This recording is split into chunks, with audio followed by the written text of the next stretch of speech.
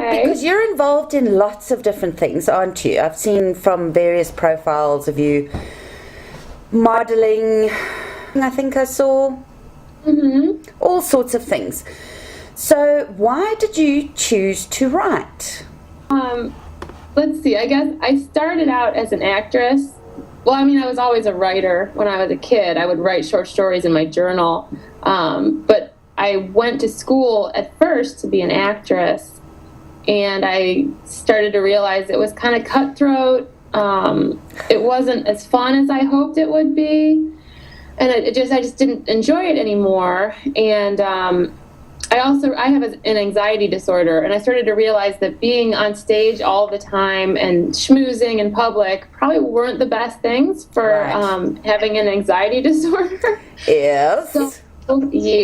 So I started writing very actively. I'd always written on the side. I started writing very actively, and then I started writing professionally, and it just became my whole life, my whole professional life, at least.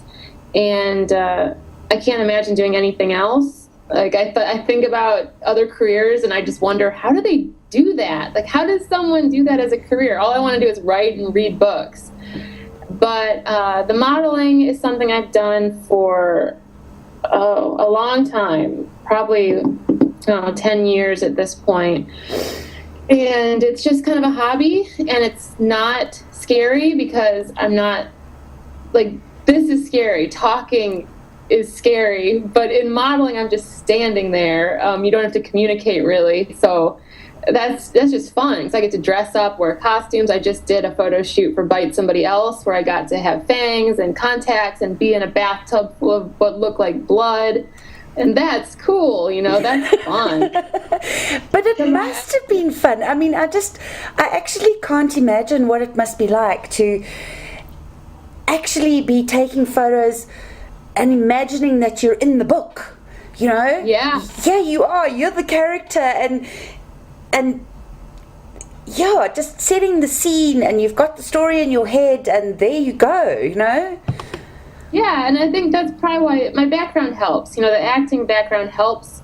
It helps me with photo shoots. It helps me with interviews. It helps me at conventions in particular, because if I'm at a convention and I'm really panicky, or I really don't want to smile anymore, I just want to go hide in a room, I can usually keep myself together long enough to appear professional and then go hide in my hotel room later. So I think all of the skills I've acquired through modeling and acting and writing, they all kind of have fused into a career, and all of those skills have worked out very well together. But writing's my favorite. Writing's my favorite always. Now, was Bite Somebody your first published book, or have you written other books? Well, that's my first published book, yeah. I mean, I've written plenty of manuscripts over the years, but Bite Somebody was the first one that found me a publisher, and then World Weaver Press, they ended up signing me for 2 books, which was not planned. I wrote the first book as a standalone, and my editor said, no, we're going to sign you for 2. So figure out the second one. Well, personally, I think you need to figure out a 3rd. Oh, no. I'm done. No. Oh, but they're such great characters. Thank you. I think my dad, funnily and hilariously enough, my dad said the same thing, and my editor has joked about it, but she said, no, we're not doing a 3rd one, because what we really wanted to do, it started as Celia's story in the first book, and it's her love story. But then everyone loved Imogene so much that it was decided Imogene needs her love story.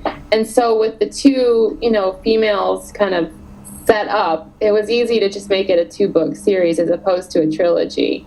But that said, there might be short stories eventually. There are other characters that could have little stories on the side, but definitely not a 3rd novel, unfortunately. So where is your creative muse taking you now? Because if that's the only 2 that there are going to be for that group of people, what are you going to be writing about next? That's really up for debate, because I have 2 manuscripts that are with literary agents right now. I have one called Something About a Ghost, and something called We Still Live, and they're with agents. So I need to kind of figure out if I'm going to do rewrites, because I have I actually have 3 full-length manuscripts done outside of the Bite Somebody world. I need to decide where I'm going to go next. So that's kind of up in the air. I always write romance, it's usually a paranormal romance, but not always. So I also write a lot of LGBTQ romance.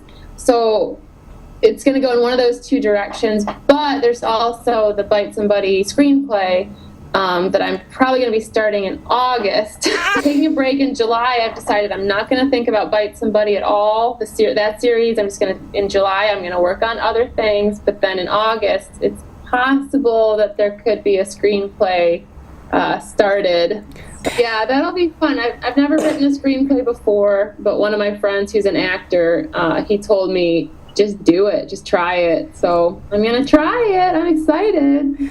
So where is your creative muse taking you now?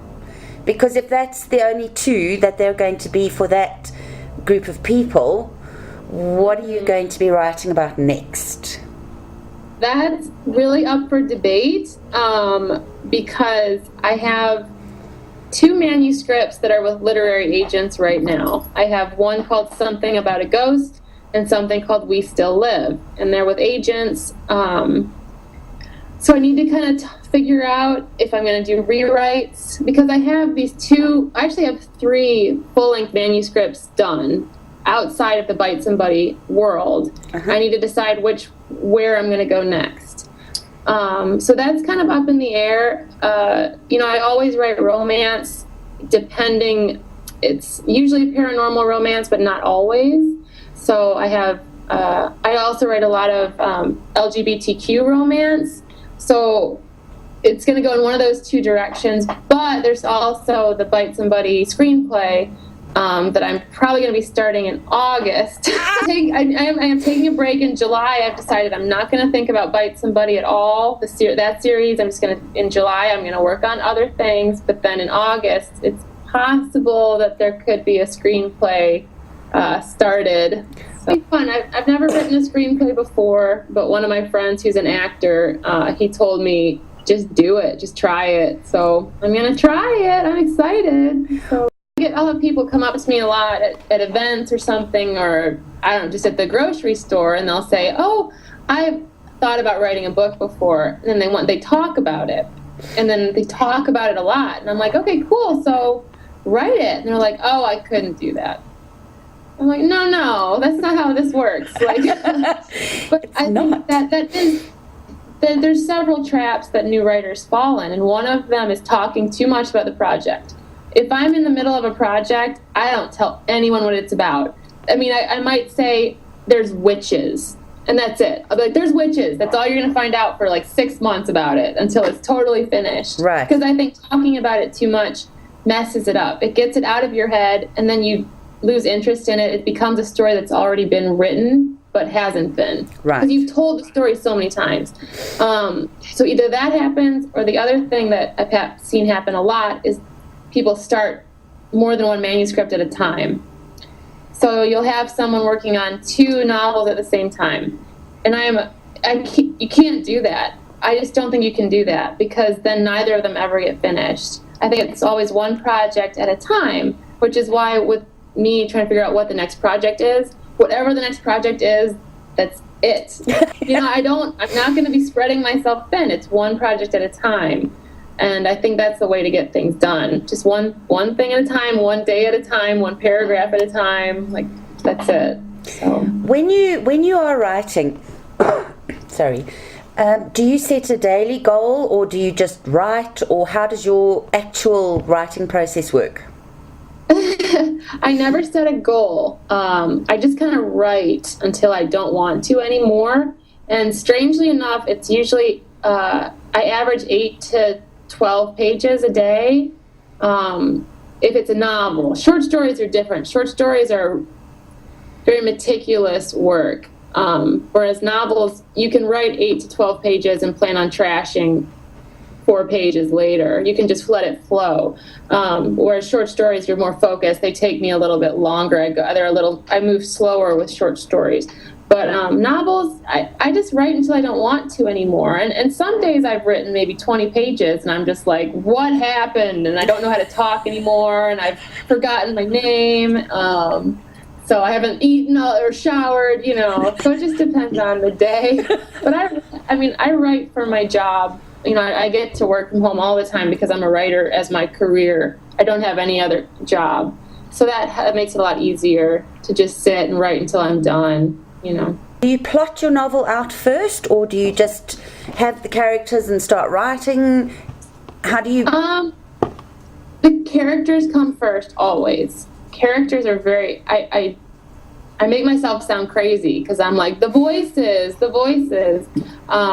the characters always come first, and then the world usually kind of builds around them, and then the plot kind of happens. With Bite Somebody Else, I already had Imogene, I had Celia, I had Ian, I had Dr. Savage, I had Dean, I had all these characters from the first book, but I needed Nicholas, and that was so difficult. And I remember sitting on my back porch and thinking, who would Imogene fall in love with? Nobody. She's ridiculous. She's totally anti-monogamy, and she's, a party girl. Like, who would she fall in love with? And my husband actually knows that I'm obsessed with Benedict Cumberbatch, the British actor. Yes. And Jake said, well, why don't you just base the character literally on Cumberbatch? And I was like, what? She'd never fall for a posh British guy in a suit. And then it just became a comedic element where she does fall in love with this posh British guy in a suit. So once Nicholas happened in my head, I had Imogene, I had Nicholas, the plot just, bam, it was just there. But also I don't believe in strict plotting because your characters are running the show, not you. So sometimes about halfway through, the plot can alter, the character does something you didn't expect. I just believe in listening to the characters and kind of letting them do their thing. And if the characters aren't doing their thing, they're probably not very complex characters. I was really taken by the, I suppose you call it banter, but the sense of humour between the characters in their interactions. Did that sort of just happen in your head, or is that a kind of you thing? That's arguably that's a me thing. I have a really weird sense of humor, and kind of not for everyone sense of humor. It's kind of weird and quirky, but I think what makes good dialogue and good banter is I speak it. So I could never write in public because then people would really think I was nuts because I just talk. Even if it's like 4 characters, even if it's Celia, Nicholas, Ian, and Imogene in a room, I'm talking all of them, and I know all their voices. So even their pronunciation is different when I'm speaking it. And I even do a crappy British accent for Nicholas, because I have to hear the... Now you have to give me a little snippet of this crappy British accent. No, never. No. It'll never be on tape. Never. But I think that's what makes my dialogue work, and a lot of authors forget that, is that dialogue has to sound real. So in order to make it sound real, you need to speak it out loud. You can even have a friend help you, someone sitting in the room with you reading your dialogue back to you to see what flows and what doesn't. That's what you would do if you were making a movie. I made a movie last year where I was one of the lead characters, and you do read-throughs before you record anything because you need to make sure the dialogue works between the characters. And they do that in film, they do that in television, and I don't know why people don't do that in novels, because it has to have that same banter quality. And so that's what I always do. My dialogue has always been one of my strong points. That's one of my favorite things to write is dialogue. I think it's so much fun. So the banter just kind of happened in Bite Somebody Else and in Bite Somebody, but it helps when you have characters like Imogene and Celia and Ian like working off each other, because they're all so just silly. So it's so easy to have Ian like vomiting and then freaking out about things, and have Celia like screaming that he's going to break up with her, and have Nicholas in the background just being like, "You're all idiots," in his British accent. It was easy to make that work because the characters were already funny. Well, I'm doing a Twitter question and answer on Tuesday. That's 3:30 to 4:30 p.m. Eastern time. But I will tell you, I'll explain, because it's a little bit longer than a Twitter answer. Okay. But there's this book called The Best Christmas Pageant Ever. Mm-hmm. Okay, so it's about the best Christmas pageant ever, which is an ironic statement, because the Herdmans, which is this horrible local family, decide to join the church and play all the lead characters in this Christmas pageant. So, of course, everyone expects it's going to be horrible because they're like these evil, misbehaving kids that just run amok and burn buildings down. And in the end, it ends up being this beautiful, spiritual, like, the Herdmans finally understand Christmas. And it's this very cool story. But the lead character is Imogene Herdman. And she has this big, frizzy, curly hair, and she wears these huge combat boots, and she smokes cigars in the girls' bathroom. And I just kind of fit, because I grew up reading about Imogene Herdman in The Best Christmas Pageant Ever, and she was so evil, but in the end, she's crying and playing Mary and crying over this like little fake baby doll because she understands Christmas for the first time. And that's kind of how I saw Imogene. She's very brash and rude and just kind of evil. I mean, she does behead someone with garden shears. But in the end, she has a soft spot. And Celia and Ian really open that soft spot. She falls in love with both of them first. Nicholas rips that soft spot apart and climbs into her heart cavity, basically. So she, in the end, she's also softer. She's not being soft, but she's softer, and she has a huge heart by the end of the second book. Yeah. So that's where it came from, Imogene Herdman. Have you read Christopher Moore? He's my biggest influence as a writer, Christopher Moore. He writes a lot of paranormal comedy. Okay. They're not very romantic, but my favorite one by him is called Sacre Bleu, because it's about the Impressionists in Paris and a weird blue demon. And I mean, I've been reading him since I was probably too young to be reading him. So, now I get all the jokes. When I was younger, I probably didn't get all the jokes. But he's hilarious. I mean, he's a master of comedy. He's taught me so much just reading him over the years about how to write comedy. So I would go for him for sure. Okay. Well, what about audio books? Have you thought about audio for your books? I have thought about audiobooks. It would be another commitment because everyone says I have to do it. Everyone says, like, you can't hire someone, you have to do it, because Celia and Imogene both are kind of different versions of me anyway. It would put them together, and it's basically me as a person. So eventually, I'd have to, down the line, I would like to do that. But it is a commitment that I would have to undertake, because I think people would be pretty ticked off at me if I didn't do it myself. A lot of backlash if I hired somebody to do it, so... No, it's a really good idea. I mean, but that's on the list with, the screenplay, I think probably comes first for me, and then all the other novels. And I have a 3 novella series coming out in 2018. So the line edits for that will be starting, and so it's good. Every time I get stressed out about launches, or because I have 2 launch parties in the next 2 weeks, and every time I get stressed out, my mom is just saying, you wanted this your whole life. Like, this is the career you chose, right? And I'm like, I know, it gets really stressful sometimes. And I'd rather just be, because, for me, I'd rather be writing than doing just about anything else. So even though parties are a blast and conventions are so much fun, I'd rather be in my pajamas just talking to fictional characters on my computer. Yeah. I think it's hard. It's hard to be an author anytime. I mean, even if you're with, like, in America, we have the the big New York publishing houses. And one of my friends is with them, and I was like, yay, you know, she's doing it, she's doing great. And but then I got, you know, after a couple months of the book being out, I got an email that said she doesn't think they're gonna publish another of her books because the first one didn't do well enough.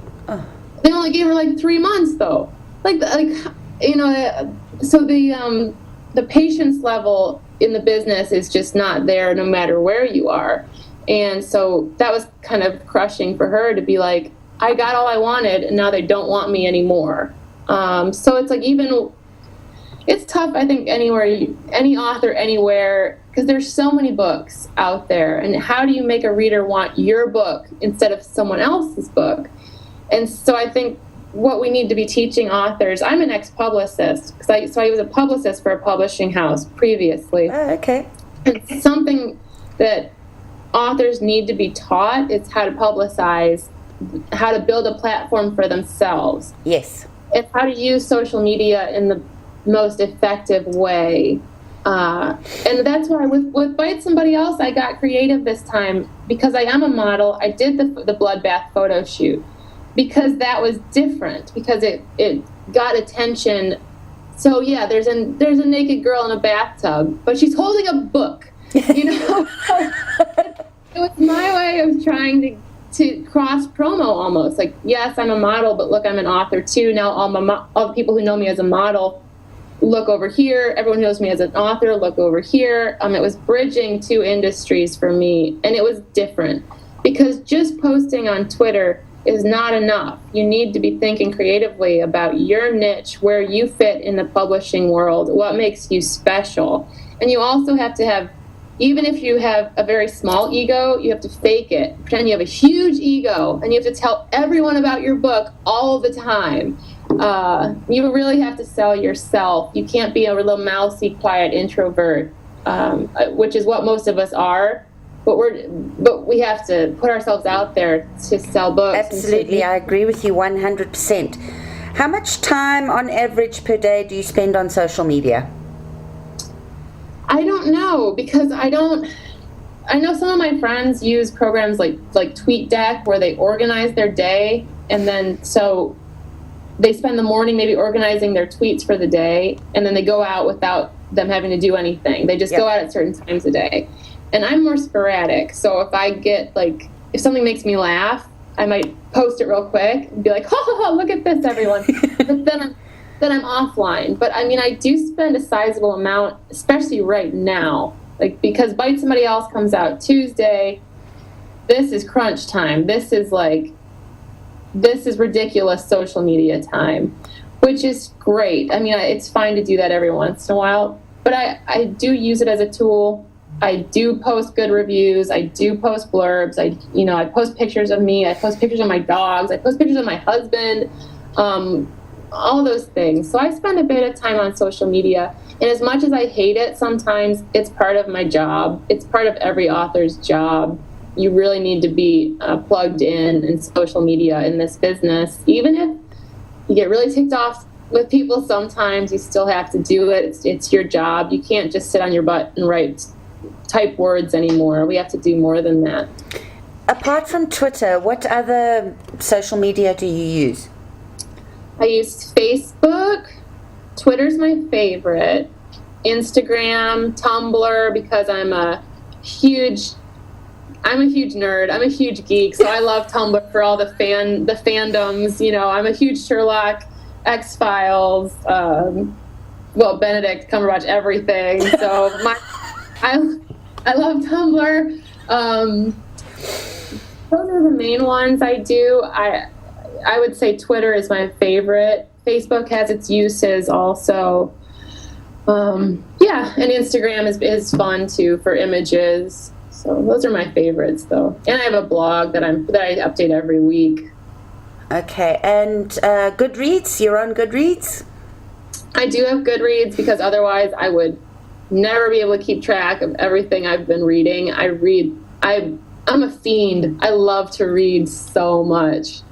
But also, I love Goodreads because I stalk authors. I'll just call it that. I do, because if I love a series, it's so nice to be able to rate it on Goodreads and then get in touch with the author on Twitter and say, this is what I rated your book, and I love it, and I love you, and, you know, I just found an author called KJ Charles, and she might be, I think she's English, and I'm flying through one of her series. I've read like 2 of her books in the last week, and I'm on the 3rd one. And so it's such a nice thing to be able to see her on Goodreads. Okay, there she is. Give her a good review, and then find her on social media and befriend her that way, and just let her know that I'm out here reading her stuff, and I think she's amazing. Because as authors, we don't hear that enough, no matter how much people might say in passing, like, oh, I liked your book.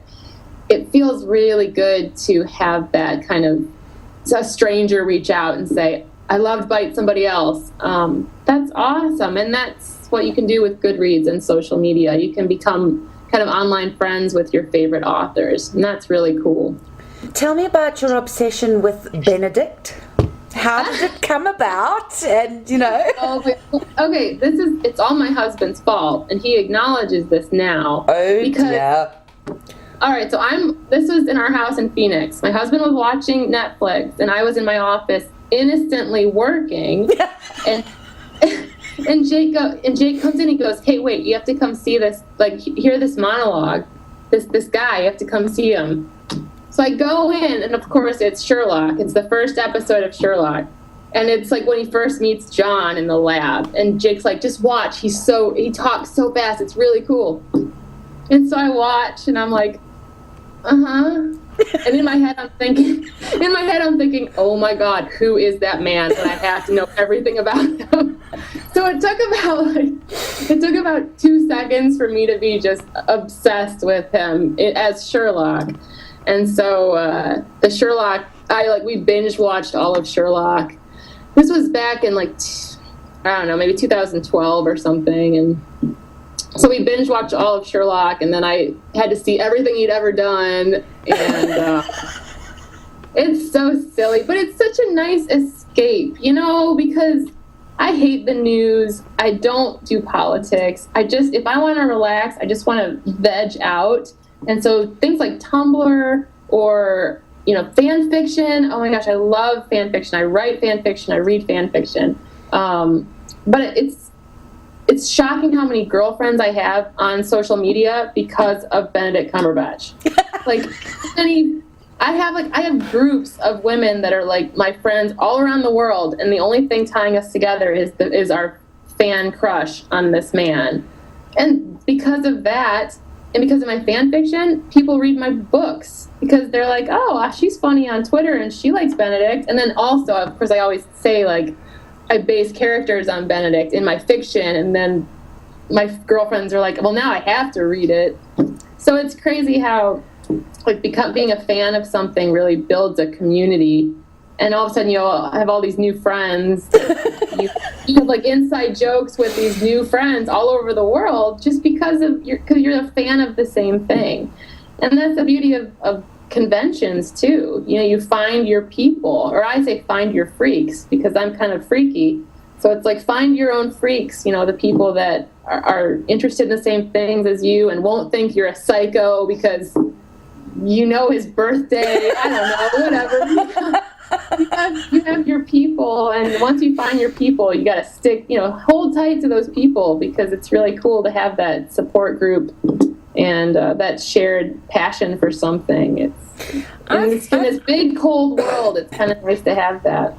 I've never been to a convention, and I see the Americans speak about conventions all the time. So can you sort of give me an idea of what an author experiences at a convention? Yeah, and sure. Actually what a visitor would experience. I'm not sure how to be. I've never been a visitor at a convention, because I didn't start, because of my social anxiety. I never wanted to go to a convention, but then for my job, I kind of have to go to conventions now because it's part of the gig.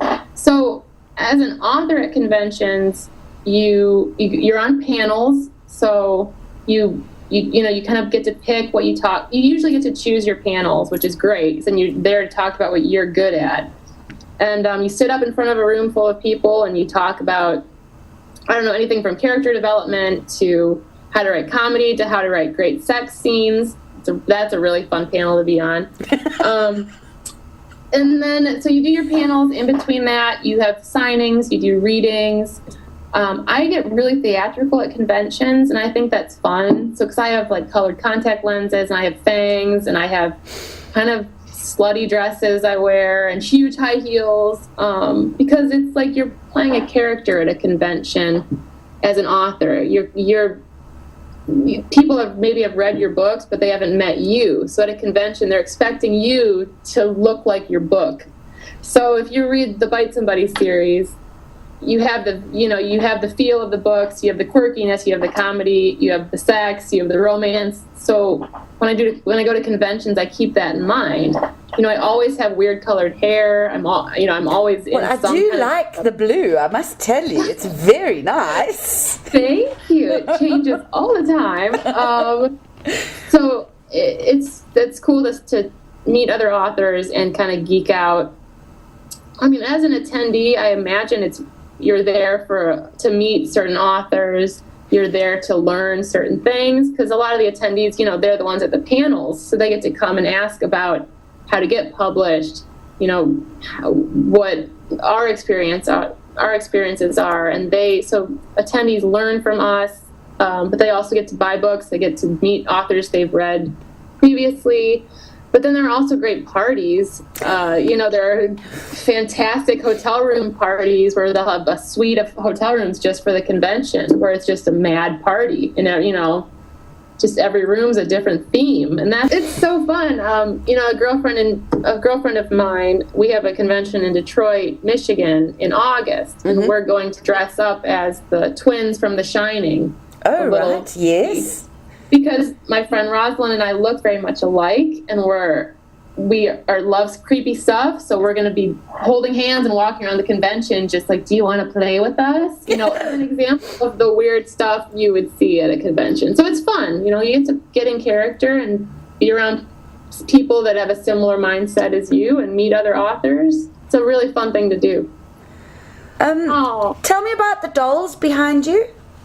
Oh, my creepy dolls. Yes. My grandma Dobie had hundreds of dolls when I was growing up. She had a huge antique doll collection.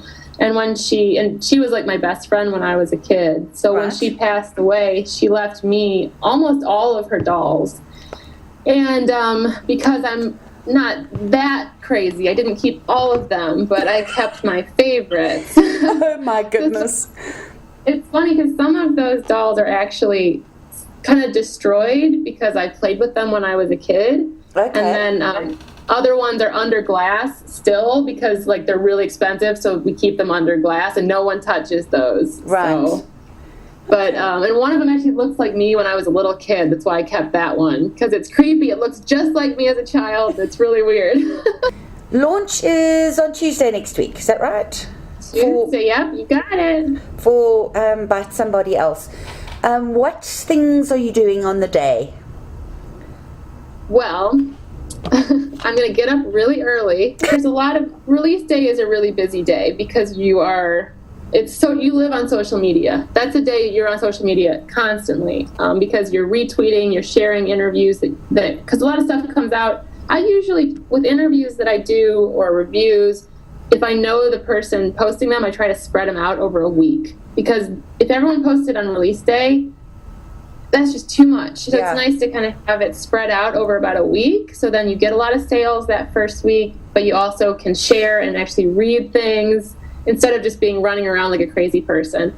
But I do know, the only thing I will be having cocktails on Tuesday. There's a possibility I'm going to a very fancy martini bar on Tuesday night. Oh, nice. But other than that, I mean, it's work. It's a work day. I will be listening to a lot of 80s music and David Bowie and Freddie Mercury that day, because that's what I do on release day. Somebody's series, there's so much 80s pop culture in the Bite Somebody series. Yes. So I really like to listen to the music and dance around my house. But yeah, I mean, it's a work day for sure, but it's a really exciting day. And then I'll top it off either with martinis or rum punch, which is Imogene's favorite drink. Yes. There will be cocktails somewhere within the day. Well, that's great. And honestly, I wish you all the best with this, because it is a book that I giggled from beginning to end. I enjoyed the characters. I could see them so clearly in my head. I could hear their voices when they were speaking, and I could picture their surroundings. So it's a book that I really hope does well for you, because I believe that it deserves it. I truly Thank do. you so much. That's so sweet. Thank you. So all the very best on Tuesday.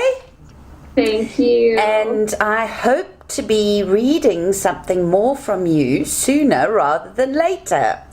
Well, if you go to my website, there's a tab called Fun Stuff, and it has all my short stories that are out. So if you do want to read something in the meantime, I have dozens of short stories that are out in the world somewhere. So